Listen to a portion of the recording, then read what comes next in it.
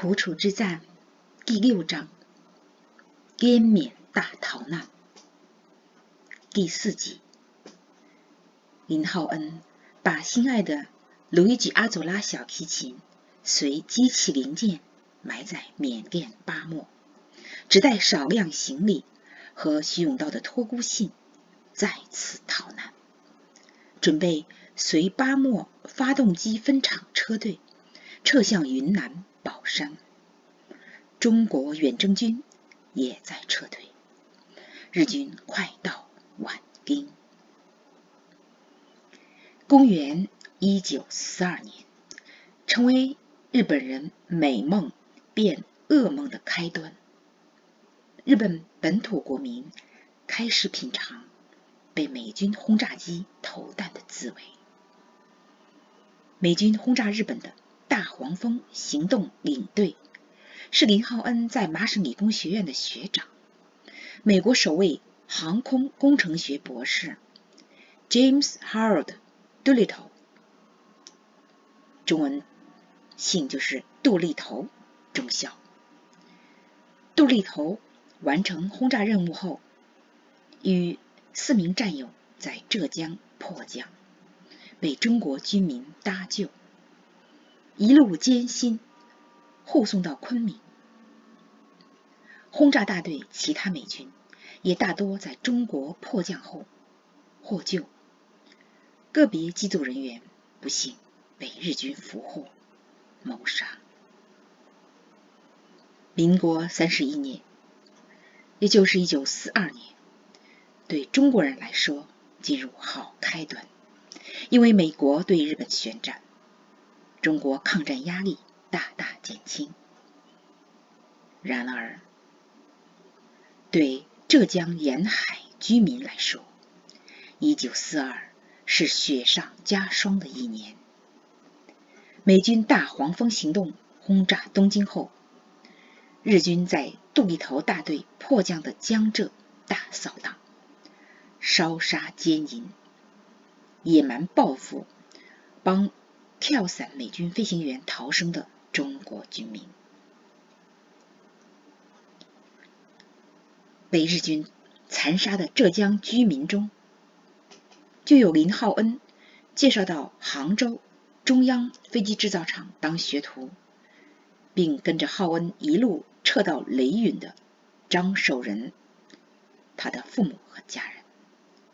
汉奸告密说，张守仁的父亲和弟弟把杜立头中校并美军机组人员送到中国驻军防区，日军放火烧了张家的房子和人。不久，日军为摧毁中美空军驻地浙江衢州机场、丽水机场、江西玉山机场等东南沿海空军基地而发起浙赣战役。在浙江扫荡的日军为报复中国人，救护轰炸东京返航途中在浙江跳伞的美军飞行员，残杀20多万浙江平民，在衢州投放日军371部队医学专家研发的细菌武器，导致鼠疫、霍乱、伤寒、炭疽等传染性疾病在衢州肆虐多年。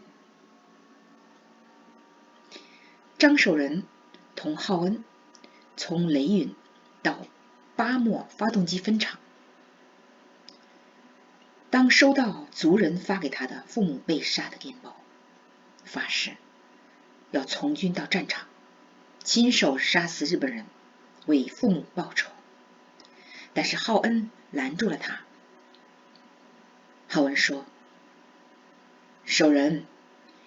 你有装配修理飞机的技术，造飞机也是抗战，造一架飞机比你拿一杆枪能杀死更多日本人。听了这话，张守仁才压住仇恨留了下来。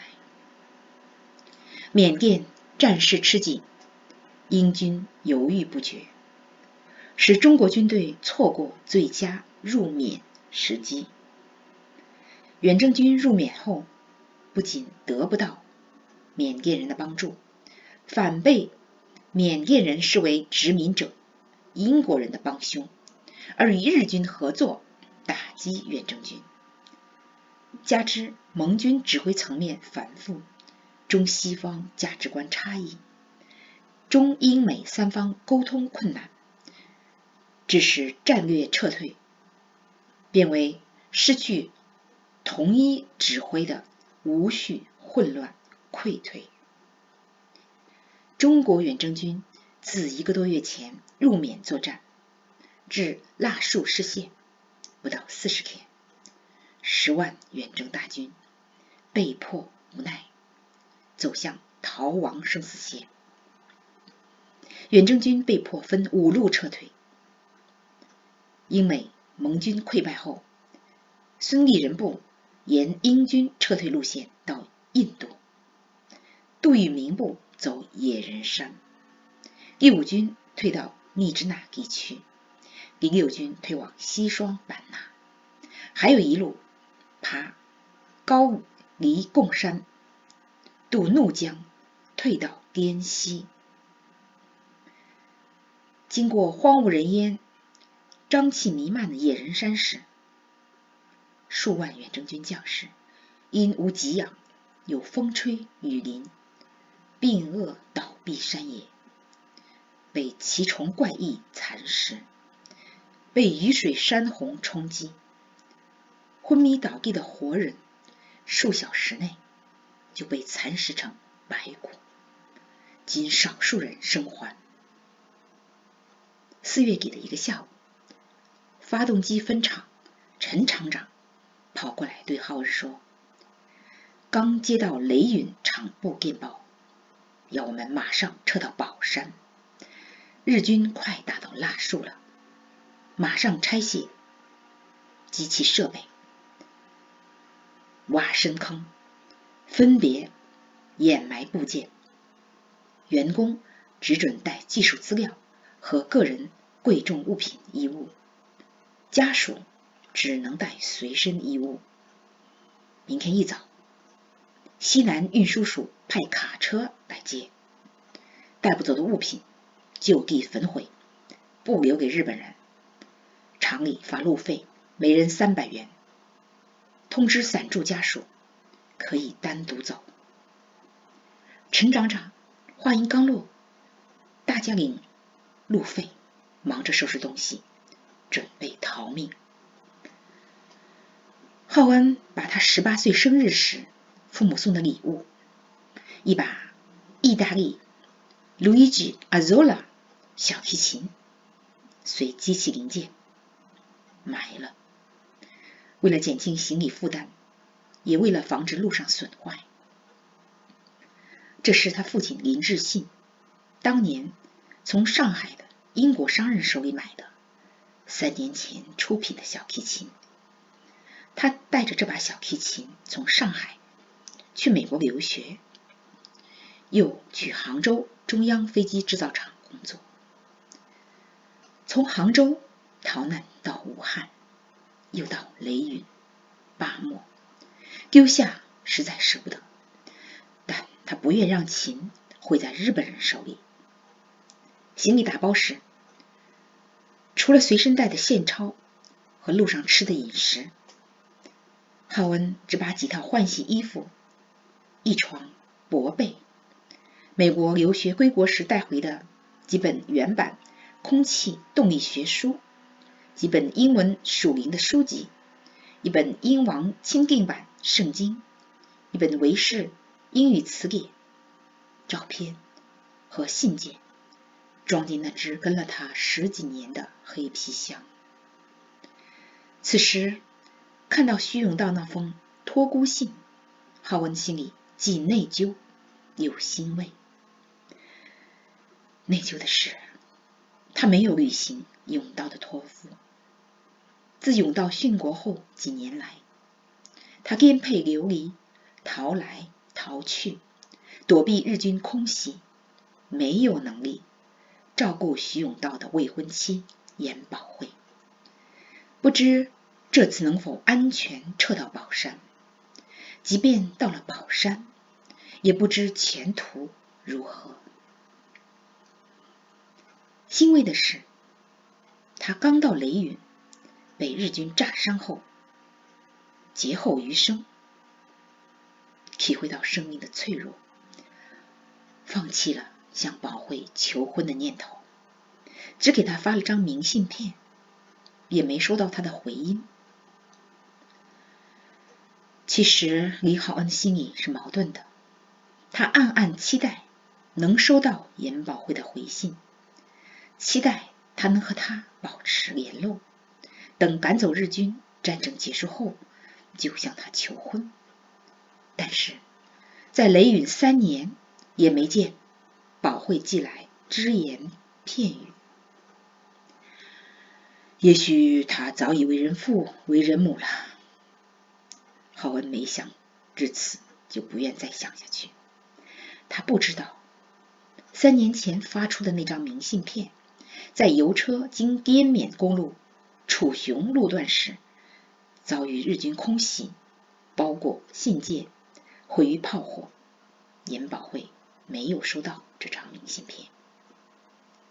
西南运输署派来接浩恩他们的无辆卡车，天黑前才从巴莫起行，因为白天怕日军飞机轰炸。午夜，卡车刚过宛丁桥，腊戍沦陷了。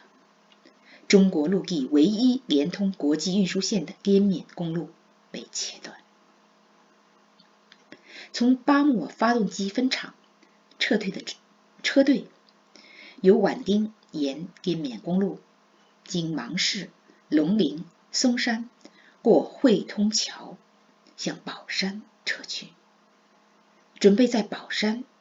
与从仰光和雷允撤退的人会合。腊戍沦陷2天后，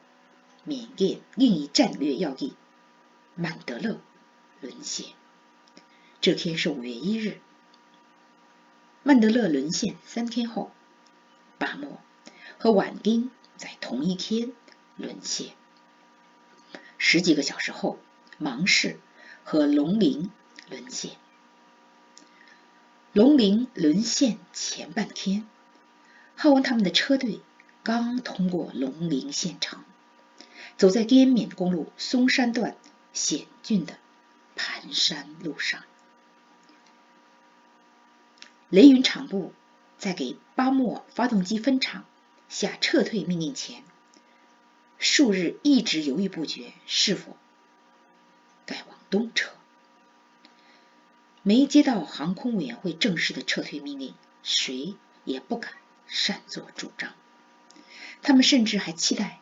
中国远征军与英美盟军打退日军，那样他们就不必迁徙了。腊戍距离雷允130公里。腊戍沦陷前2天，雷允厂部接到国民政府航空委员会经驻缅中国远征军电台由参谋团林团长转交的撤退命令，让中央飞机制造厂即刻由雷允撤到宝山，就地销毁无法带走的设备物资，把不易烧毁的物件投入南皖河，以免资敌。厂部从林团长得知，中国远征军正在撤退，日军快打到宛丁了。雷允距离宛丁仅25公里，因卡车数量有限，不够运全部人员，1000多人只好分队步行到宝山。今天就到这里了，多谢各位收听、收看、订阅。